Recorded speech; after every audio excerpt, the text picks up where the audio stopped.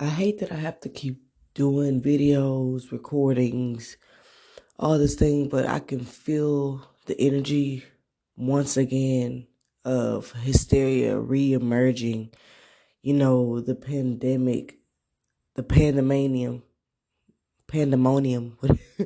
whatever you want to say.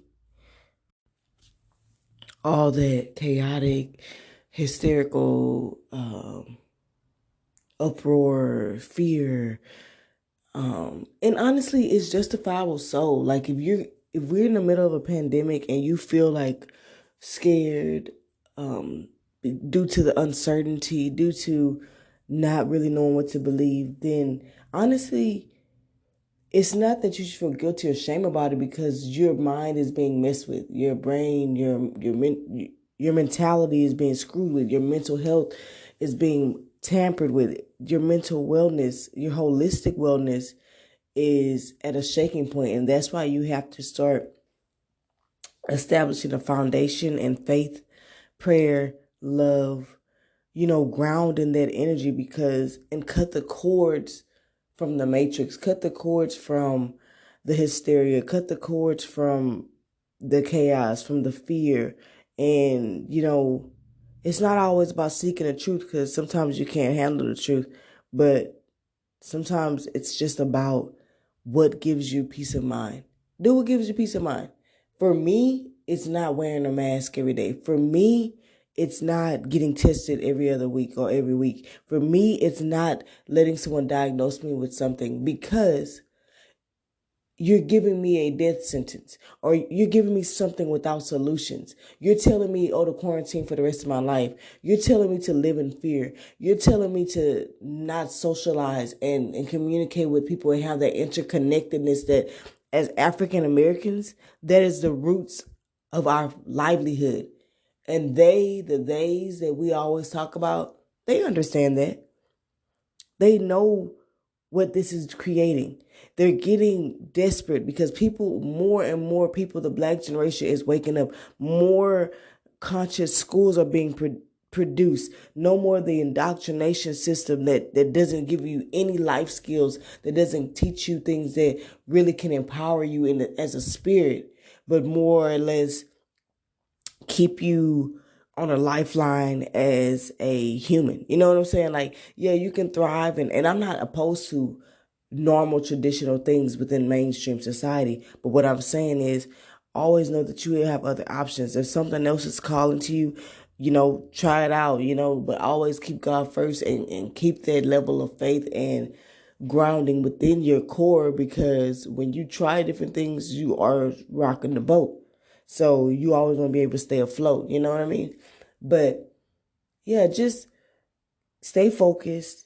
It's still allergy season. It's still cold and flu season. It's still the winter time. It's especially in Texas and Houston because it's like, bro, I don't know if y'all understand, but someone told me Atlanta's the same way. But it literally goes from 30 degrees in the morning to about 80, 90 degrees in the afternoon. Your body can barely adjust to the season change, but let alone daily seasonal changes. That is putting your body through a lot. And right now, people are doing the most during the hibernation season. Like this is not the new year. This is the time where you know, you're you're watering and nurturing the seeds, not where you're trying to like start up new stuff and feeling this pressure of New Year's resolution. No, the springtime is the time where you reap the benefits of your labor, where you harvest the crops that you've nurtured and planted and all that. That's more of your spirit. That's more in alignment with your spirit. This new year is like a calendar new year, and it goes more with the society. You know what I mean? But you feeling like defeated and you're feeling so much like depression and so much frustration because you're trying to start something in the season where you shouldn't be starting. You should just be nurturing the stuff that you already have been started. You should be focusing on stuff that you've already been focusing on. You know what I mean? Like, and you should be really just maintaining your health, resting, relaxing, you know, reflecting, but not to the point of overthinking or overanalyzing or obsessing, but just gentle reflections of, okay, what do I need to do? How do I establish the steps? Like I saw a quote that said, there is no elevator to success. You got to take the stairs. So in that in that set of stairs, every step is something that you need to be doing to get to that goal of success. People always want to see, I always talk about the iceberg effect. People always see the tip of the iceberg and they see that success on that tip of the iceberg, but they don't know all the things that had to go on underneath that iceberg, beneath the surface of the sea. They don't know all the stuff that person had to do to get that success, because nobody really shows the process, the good, the bad, the beautiful, and the ugly. You know what I'm saying? Like, it's just more like, oh, I got out the mud. Okay, but where's the mud? You look clean to me. But I'm kind of venturing off a little bit, but that's just how I go.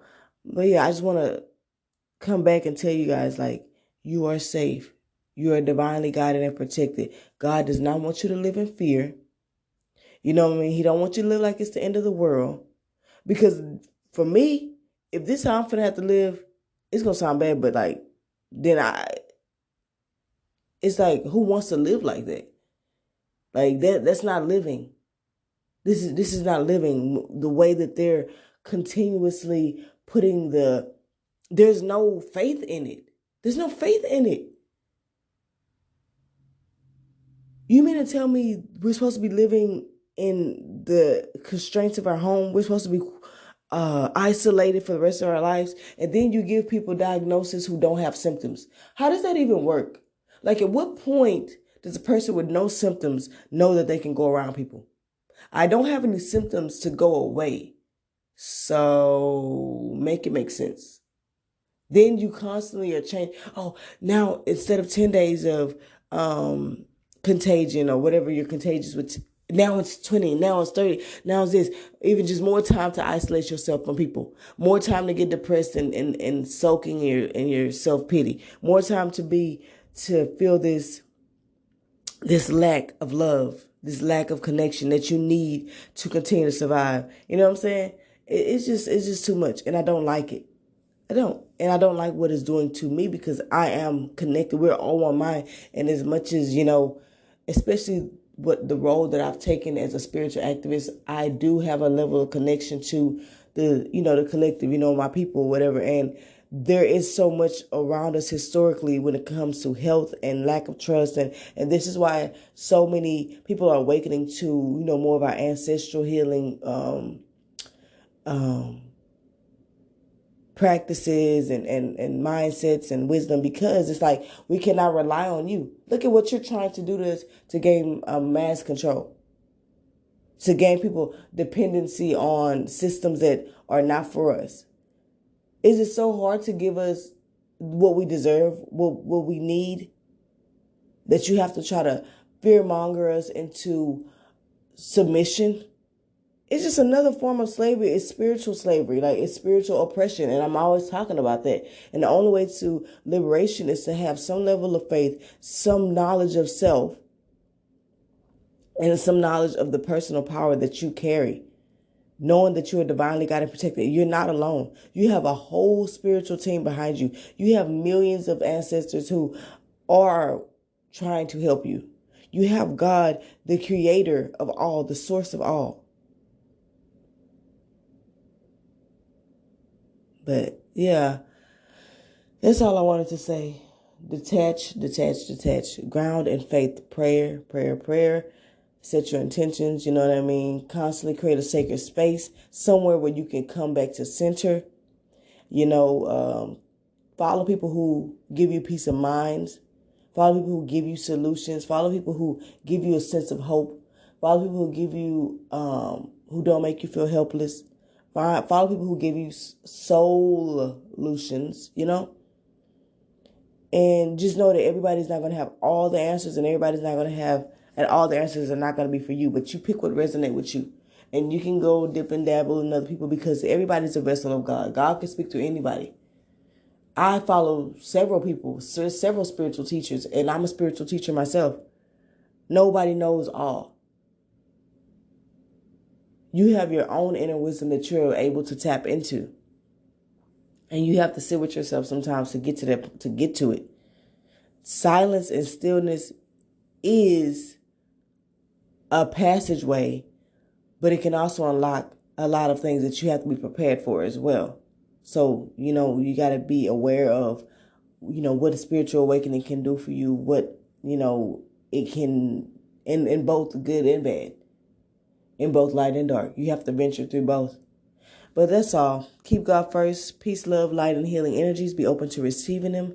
I love you guys. Peace out. All right, guys. Something else that came to me after I posted that, about God doesn't want you to live in fear. But the thing is, if you do have fear, a big secret is to learn how to turn your fear into fuel.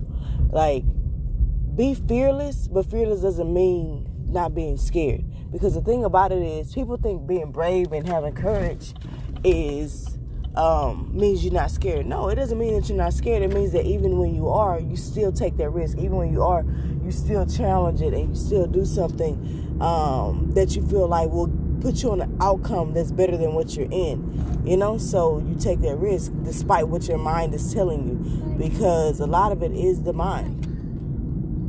And so that's my thing of being fearless. That's a big secret to being a victim into oppressive situation. Whenever you feel like the theys are trying to control you or trying to oppress you or disempower you, the best thing you can do is use that fear to prove them wrong. Use that fear to liberate yourself. Use that fear to drive you. Kind of like people use rage and to fuel their passion. Use fear to fuel your faith.